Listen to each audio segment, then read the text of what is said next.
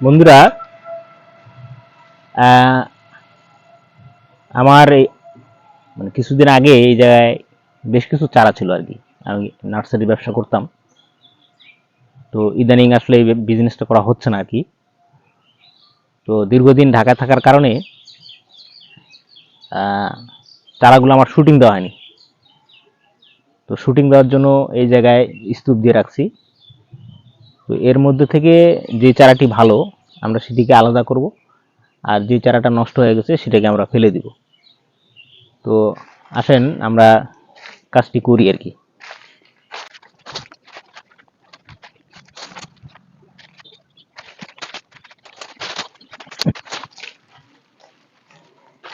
মানে চারাগুলো নিয়ম হইতেছে প্রতি বছরে বছরে শুটিং দেওয়া। মানে প্রতি বছরে বছরে এটা কি করতে হবে, এভাবে উঠায় রাখে দিতে হবে, আর কিছুদিন রেখে আবার এটাকে মাটির সাথে পুঁতে রাখতে হবে। মানে কারণ চারা তো প্রতি বছর বছর বিক্রি হয়, তো বিক্রি করতে করতে গিয়ে যেই চারাটাকে অবশিষ্ট থাকে, সব চারা তো আর একসাথে বিক্রি হয় না, কিছু চারা বিক্রি হয় আবার কিছু চারা বিক্রি হয় না। তো যে চারাটা আসলে বিক্রি হয় না আর কি, এই চারাটাকে পরবর্তীতে আর কি শুটিং দিতে হয়। শুটিং মানে উঠে এইভাবে উঠে আর কি রেখে দিতে হয়।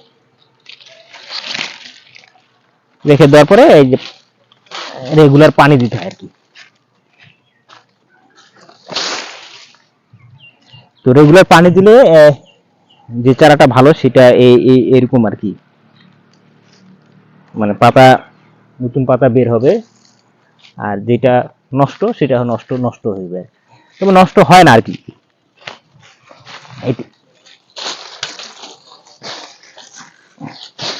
এই কাজটা যদি প্রতি বছরে করা হয় তাহলে সচরাচর গাছ কিন্তু নষ্ট হয় না। কারণ এর আগে তো আমি রেগুলার করতাম, আমি তখন জিনিসটা দেখতাম আর কি, এটা হয় না আর কি। তো মাঝখানে আমি 1 বছর ঢাকায় ছিলাম, আপনারা হয়তো অনেকেই জানেন। আর এই লেবার না পাওয়ার কারণে একটা বছর গ্যাপ হয়ে গেছে, মানে পরপর 2 বছর গ্যাপ হয়ে গেছে। গ্যাপ হওয়ার কারণে গাছটা আসলে যে সাইজে বিক্রি করার কথা তার চেয়ে ওভার সাইজ হয়ে গেছে।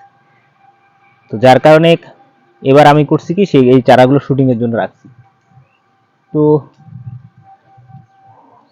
ওভার সাইজ হওয়ার কারণে কিন্তু চারাটা কিন্তু এই অবস্থা হয়েছে। যদি আমি প্রতি বছরে বছরে যদি এই কাজটা করতাম আর কি, শুটিংটা দিতাম, তাহলে আর এই সমস্যাটা হতো না।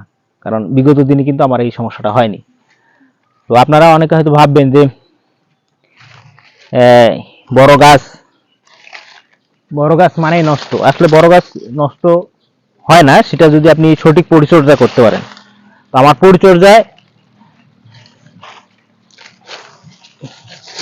পরিচর্যাটা আমার সঠিক করতে পারিনি আর কি, পারিপার্শ্বিক কারণে আমি করতে পারিনি, যার কারণে এই প্রবলেমটা আর কি। তো আসলে এটা ভাবার কোনো কারণ নাই যে বড় চারা সবসময় নষ্ট হয়। আসলে বড় চারা সবসময় নষ্ট হয় না।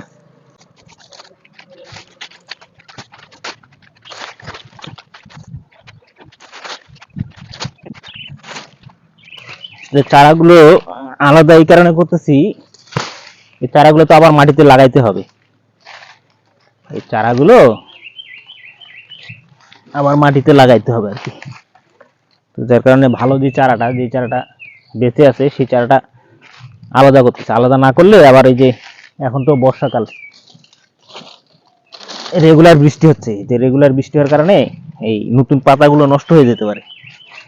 এই জন্য এটাকে আলাদা করতেছি, যাতে এই যে নতুন পাতা যেটা বের হচ্ছে সেই গাছটা যাতে নষ্ট না হয়।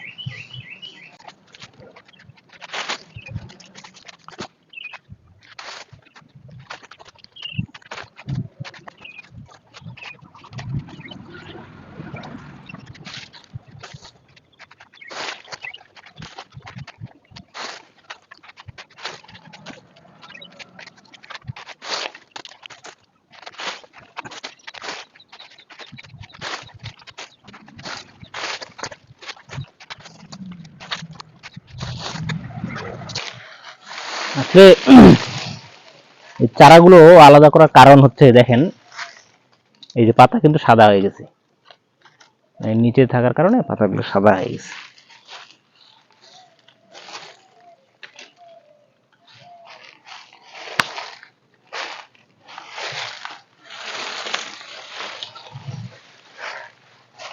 এই যে দেখেন সাদা হয়ে গেছে।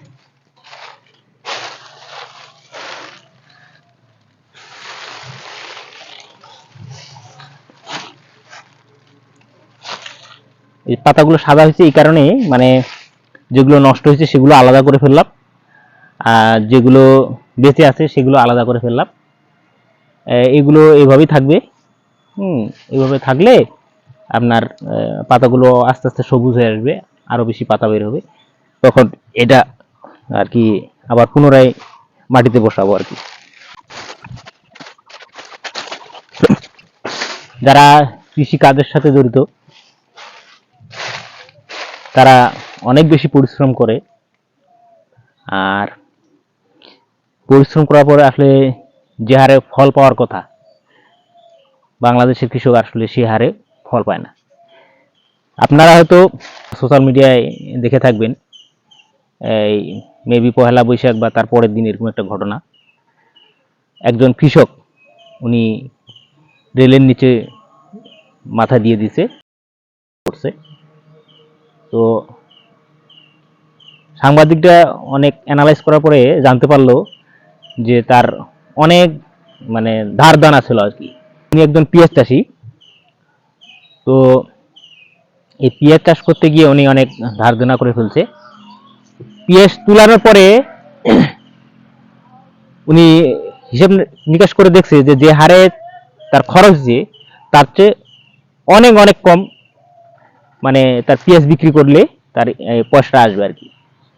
তো সব মিলে সে এত বেশি হতাশাগ্রস্ত ছিল, মানে উনি বাধ্য হন আর কি। তো এরকম মানে ঘটনা মানে আগে হরহামেশাই হতো, ঠিক আছে। তো বর্তমান সময়ে এই ঘটনাগুলো আসলে অনেক দুঃখজনক। আমরা যারা কৃষি কাজের সাথে জড়িত আসলে আমাদের বলার কোনো জায়গা নেই, কাকে বলবো, আর যাকে বলি সে আসলে সে অ্যাভয়েড করে। মানে কথাগুলো কিন্তু ধাপে ধাপে আমাদেরকে জায়গা মতো যেতে হয়, কিন্তু আসলে ওইভাবে যায় না, যার কারণে কৃষক মানে ওই নিপীড়িত নির্যাতিতই থেকে থাকে।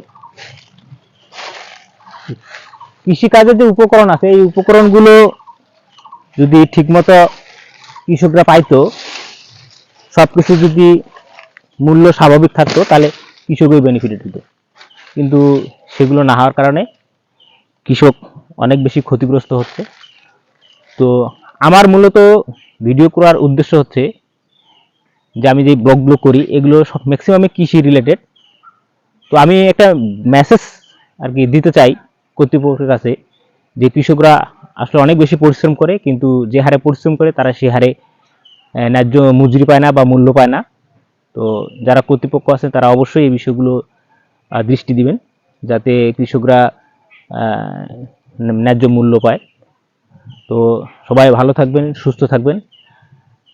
আজকের ব্লগটি এখানেই শেষ করলাম। আসসালামু আলাইকুম ওয়া রাহমাতুল্লাহি ওয়া বারাকাতুহু।